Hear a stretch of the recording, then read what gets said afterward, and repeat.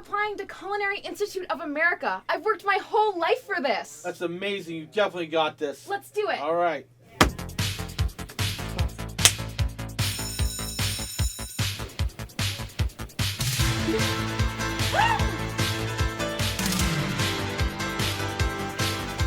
What you doing? Hey, just waiting on a reply from CIA. They said they'd get back to me shortly, but they haven't yet.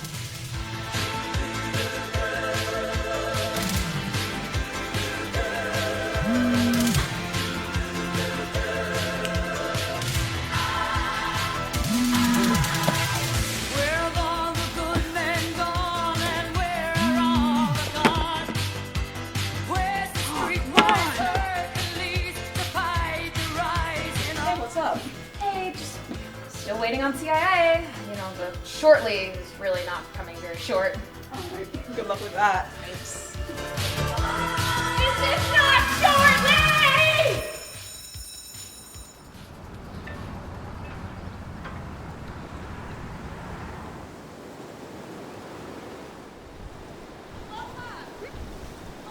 Yeah. Get a ride, we missed the bus. Of course, get in!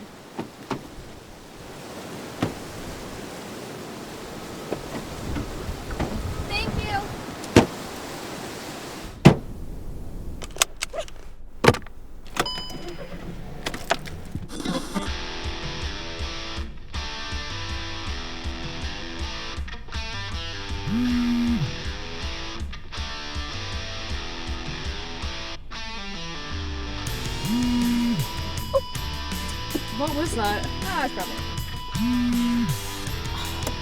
What is it? Check it. You should just check it. Just look. I mean, it's 2 seconds. No, it's okay. I'm driving. It's completely fine. Lola, just check it. It's fine. Just check it. Yeah, it's alright. Tell her. Alright, why not?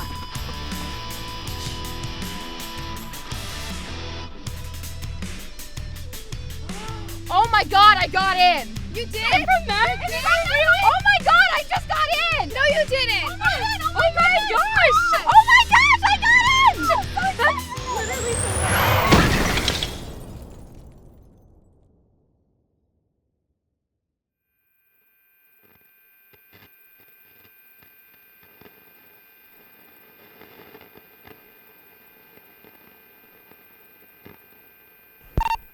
Available Y units from 407. Start to 220 Sandwich Road, Upper Cape TAC. Report of an MVA with injury.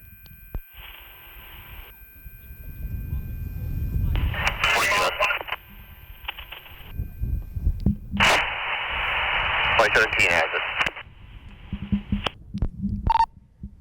Bourne Station 3. Engine 3, Ambulance 3 in the car. Start to 220 Sandwich Road, the Upper Cape TAC. Report of an MVA with injury.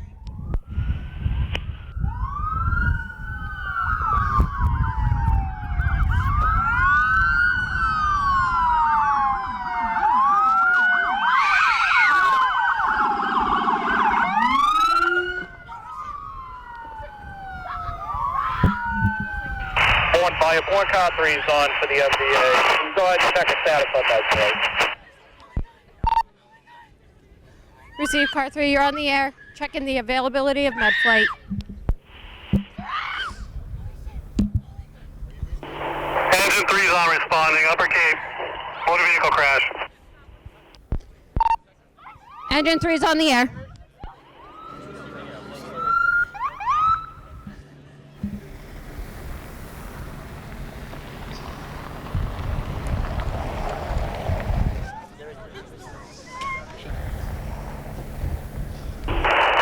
Car 3 is on location. It looks like a single vehicle into a wall. At least 3 people in the wall. No, check. Receive car 3, you're on scene. Single vehicle into the wall. Possibility of 3 victims. Ambulance 3 respond. Ambulance 3, you're on the air.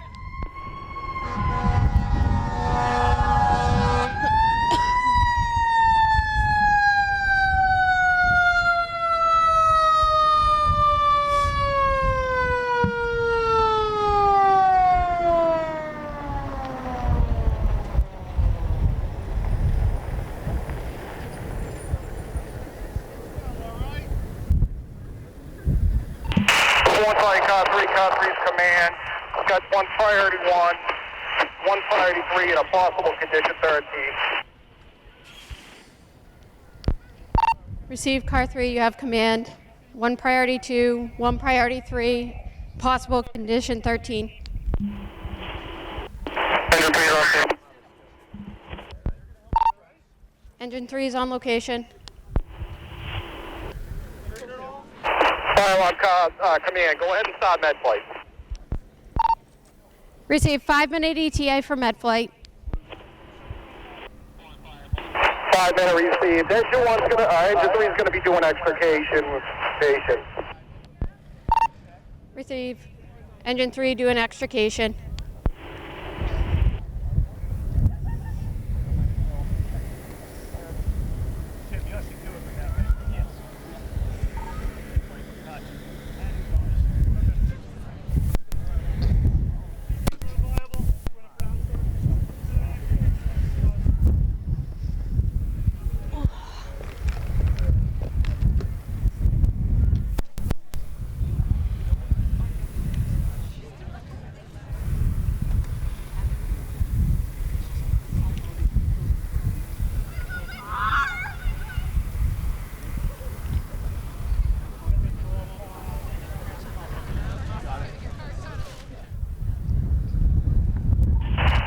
Command, we're gonna have one for you.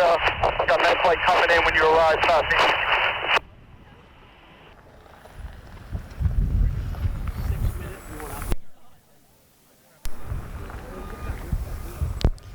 Command from fire alarm. Being answer, born fire. 6-minute ETA from med flight. 06.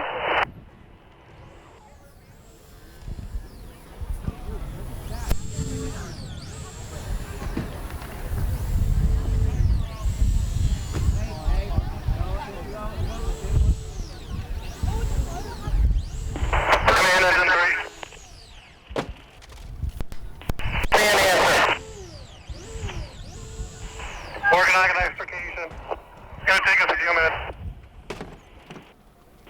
10-4, I got the rescue coming over to give you a hand too.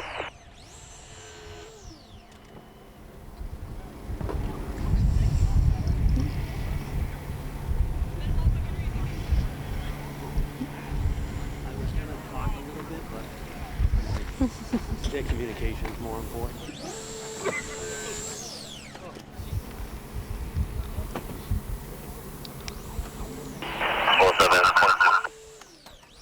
Y-22. No, one up. Receive one female party in custody.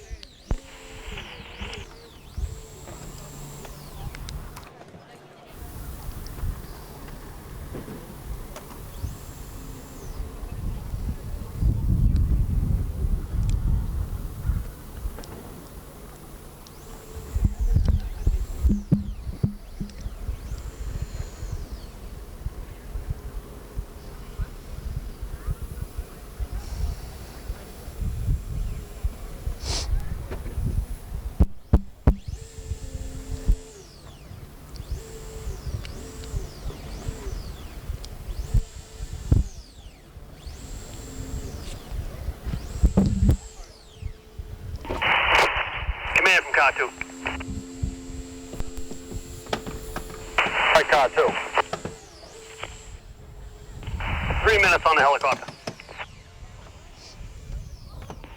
Received. They're going to land in the north corner of the field. We're going to have one multi-system trauma. Responsive at this time.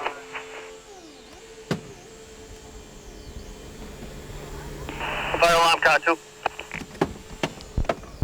Answering car 2.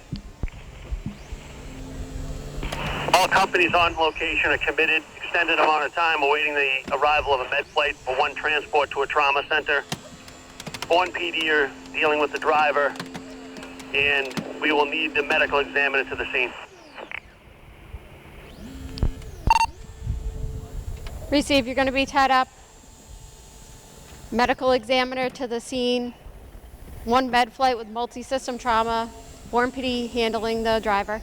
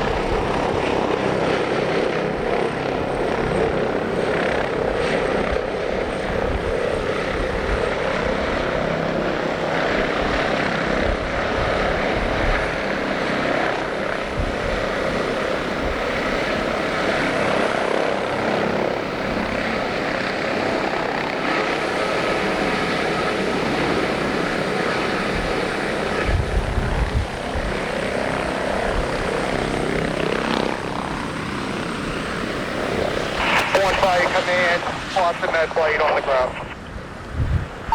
Receive command. You're reporting Boston med flight on scene.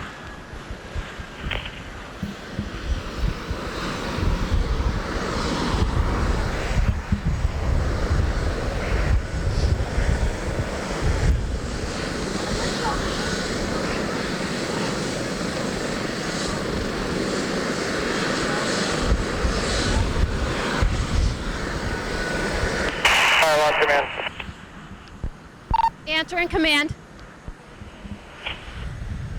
At this time, all patients extricated. We have one priority, one going with med flight.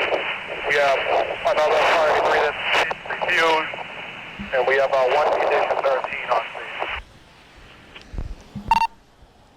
Receive. You have one priority, one going with med flight, a priority 3 refusal, 1 fatality.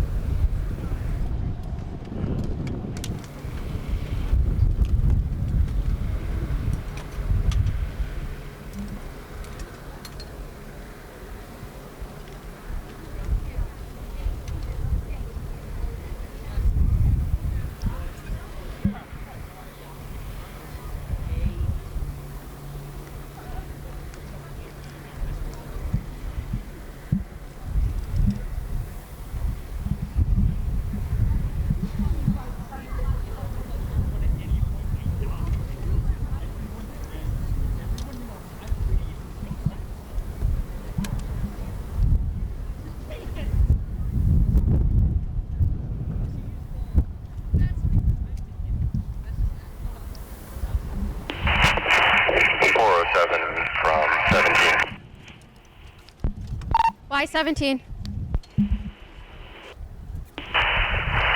Could we have the funeral respond to the scene, please? Receive. Dickerson Bourne notified.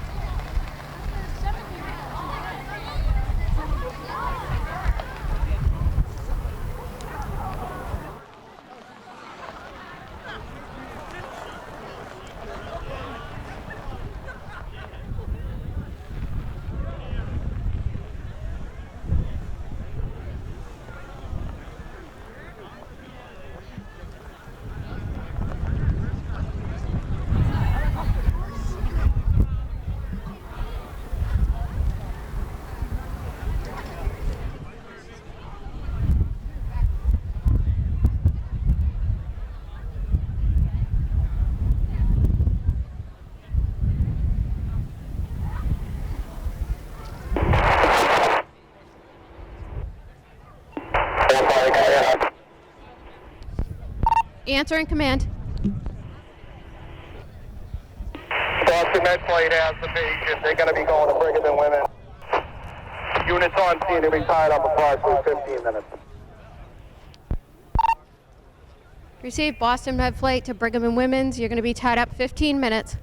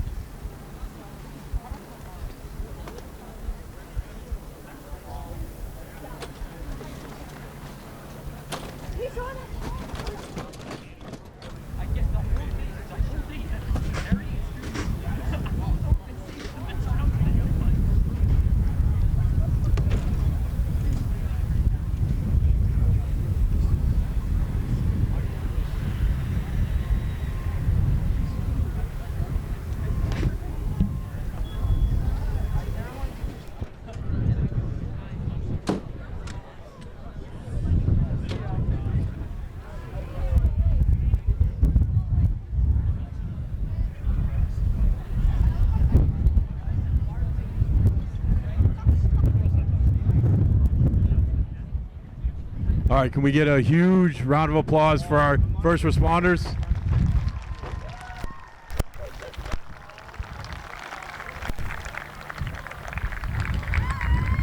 And can we get a round of applause for our UCD drama team? Lola, Zoe, and Soraya, great job.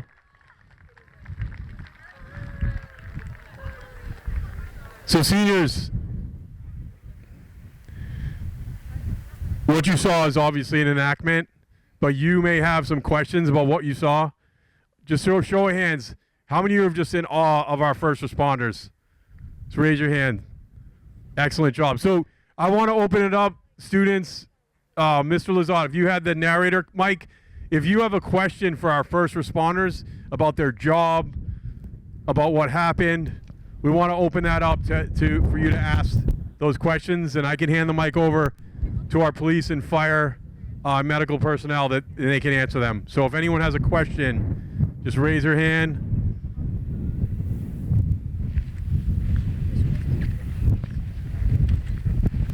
We all know you have a question. You got Mr. Frenier's up top row has a question. Oh. All right. Well, I'll give you this one. You have a question right there. Victoria has. What's your question? Should I stand? Okay. Oh, do I? Okay. So everybody can hear it. Okay. In this same situation, would it take you guys like the same amount of time, or do you think it'd be like a shorter? You guys would like rush more? Or? Okay, so for the purposes of this enactment, we had everything pre-staged here. We all know how traffic is in Bourne. It can take a really long time for us to get places, dealing with the bridges and the traffic and everything else. So sometimes it takes us a really long time to arrive on scene, and other times we're there very quickly. It all depends on the exact circumstances. We always send an engine and an ambulance to every car accident. We have med flight available to us. We work very well with them. We work well with our police department. We respond to hundreds and hundreds of car crashes in this town every single year. Some are minor in nature, some are very serious in nature. Okay? This is a direct result, this enactment, of distracted driving. Ironically, on the way in today, for me to come in to do this, I had to stop at a car crash on the highway. The guy was texting and driving. That was 2 hours ago, right on Route 25. This happens all the time. And just think about how much this would affect the driver's life. Okay, the driver of this vehicle, texting and driving, distracted driving, they're going to jail for manslaughter because somebody died in their car. Everything they've worked for throughout their entire high school career is gone. So is a text message worth it?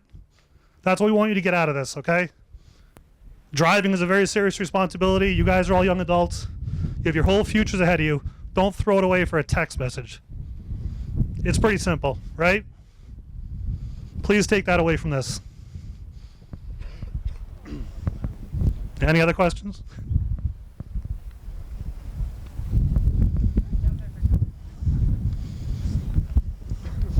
Chief, you got anything?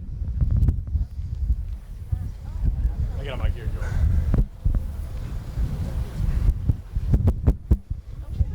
Thank you for being here today. We're really happy to be here. We'd much rather interact with you in this type of scenario instead of on the highway someday, right?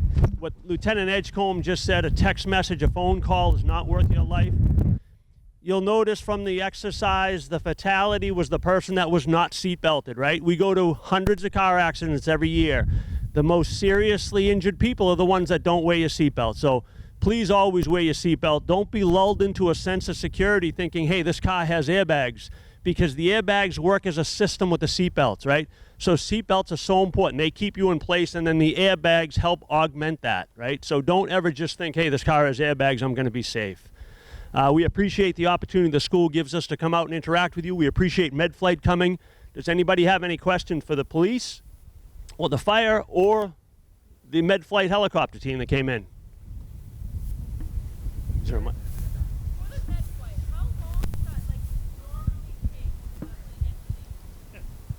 So this is Jim from MedFlight. How long did it take to get here?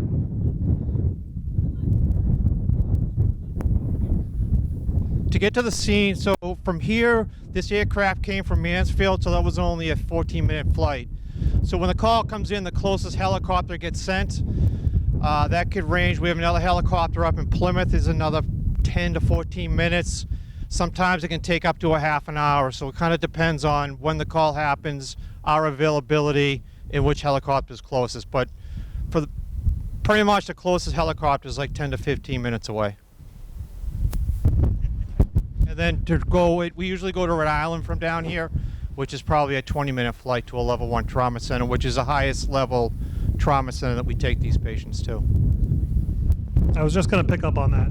We have local hospitals, but none of them are designated as trauma centers. If you have a severely injured person and heavy trauma, they need surgery. They need surgery anytime, 24 hours a day. So we have to take that patient to a trauma center. Out here on the Cape, traffic, a bunch of other situations, we either go to St. Luke's Hospital in New Bedford, Rhode Island Hospital in Providence, or one of the many hospitals in Boston. Those are our trauma centers. It's a lot quicker and has a much better impact on the patient outcome if we can get a helicopter on the ground. Because when we get on scene, we recognize we have a severe trauma, we call for MedFlight, they're coming. By the time we cut the patient out, MedFlight is landing on the ground. And like he said, there's only a 15-minute flight to 20-minute flight back to Boston. If we put that patient into an ambulance and had to drive to Boston, you can see how long it would take. It would take us another hour to get there by ground. That's why we use MedFlight. All of our firefighters are also trained paramedics. So when we arrive on the engine, the paramedics can also evaluate, and we make those calls as we see them. So. Willow. To need a med flight and there was nowhere for it to land, like what would you do at that point in time? So the question was, if we need MedFlight and there's nowhere for it to land, what do we do? We have designated landing zones around town that are already preset. One of our favorite ones is the State Police Barracks. So in this situation, it would work out well. We have the availability right here. But if it was on a road somewhere, somebody's backyard, whatever, we would now put the patient in the ambulance, drive them in the ambulance to the landing zone and meet the helicopter there. Holly. Do the drivers of the car always get arrested if someone dies on scene? Good question. That's police? Yeah. All right. Do the drivers always get arrested if someone dies? Right now? Right now? So sometimes. No, not always. But if their negligence caused them to cause the death of another, then yeah, there are criminal charges. But it's not always. But yeah. Anybody else?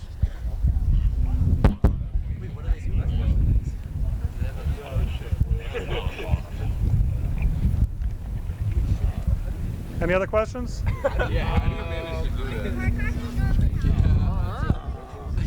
Chop saw or skill saw? I don't know.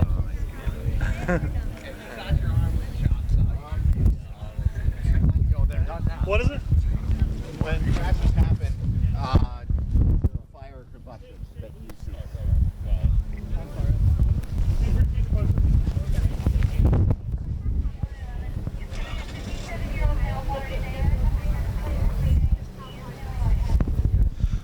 Okay, so the question was, do the cars catch on fire, right? Is that basically it?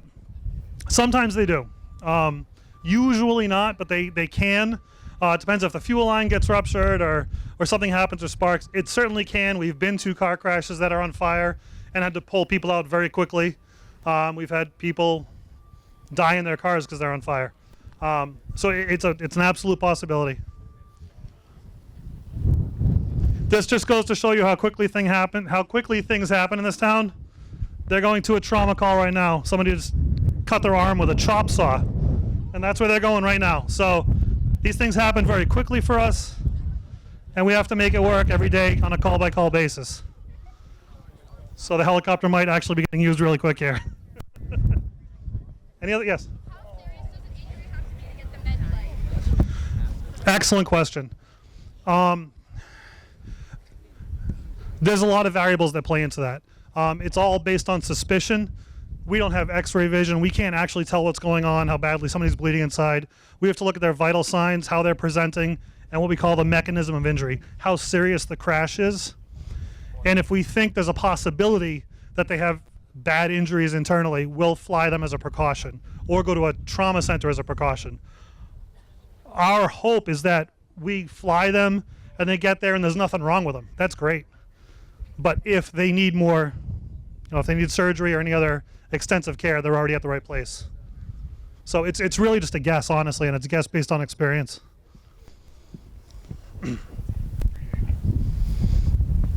Anything else?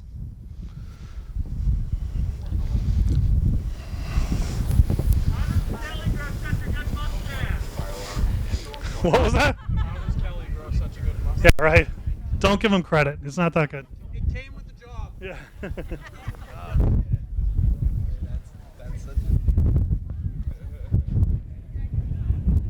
Anybody else?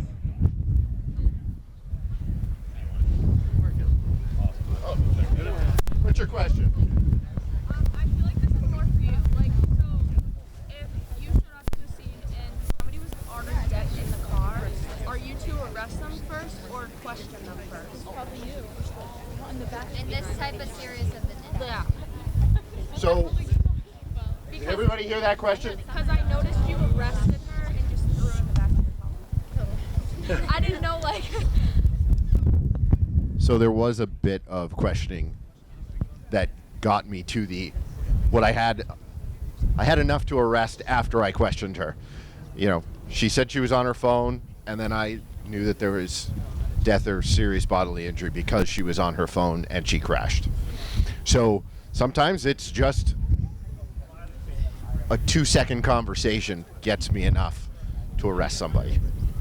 Yeah. So no, it's in the facts that are presented. She said that she was on her phone texting, and that's why the crash occurred. And there was somebody dead as a result. So, yeah. It's my ability to arrest somebody is not on instinct. It's on the facts. And these facts lined up. How often do you guys end up using the jaws of life on the cars? Very good question. How often do we use the jaws of life on cars? Probably a couple times a month we use them. We use them quite a bit. We have like some of the deadliest stretches of road in the entire state here. We use them fairly regularly. We're pretty good at it. For the purposes of this demonstration, we were taking a long time doing it. We were trying to coordinate with MedFlight coming onto the ground. So the guys were just messing around with it, really. We could have popped the door open in like 5 seconds. So we just kept opening them, closing them a little bit. Like I said, we wanted the dramatic effect, Yes. So there were the spreaders, which are the things that the jaws. The other things are called cutters. They're big hydraulic scissors, and they cut through all the metal and everything else. We can take the roof right off here. You just cut all the posts, and the roof comes off, and we'll do stuff like that. They're basically huge hydraulic scissors. It's a lot of work. I don't want to do it.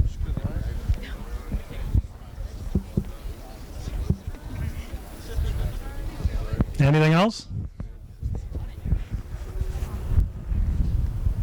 Josh, you good? I'm good. Yeah. All right, seniors, one last question before we dismiss back to your academic program. So, is this worth that life-changing event? Just think about what our actors went through. That life-changing event, is that worth that text? Is that worth that text? One more time. Is it worth that text? No. Okay. At this time, I'd like the actors to come back out and our first responders. We just give you one last round of applause. Zoe, Lola, Soraya, come on down. Come on down.